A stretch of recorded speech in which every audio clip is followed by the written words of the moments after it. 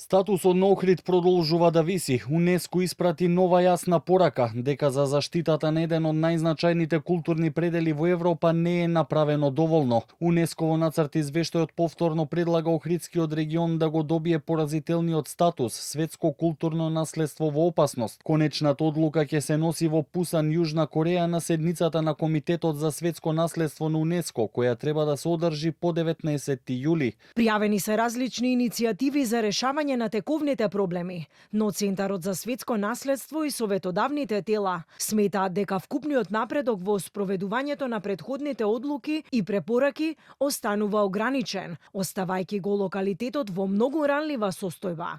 Стои во извештајот, во Охрид веќе не остана ништо што може да се заштити. Треба само да се поиде и тоа да се види, велат екоактивистите.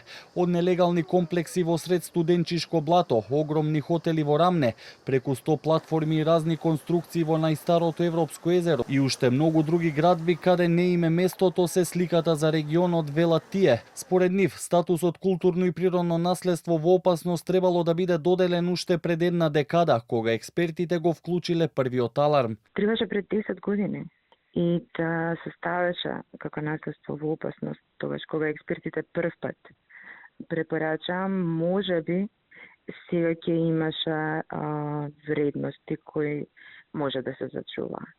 Искрено не знам дали Охридскиот регион може веќе да се спаси, затоа што е толку уништен. Вредностите се до толку уништени. Тоа една централна ни локална власт не сме виделе која што имала и најмал интерес да ги заштити вредностите, дури да отида на листа. Едноставно мислам дека на никој нема да дајле.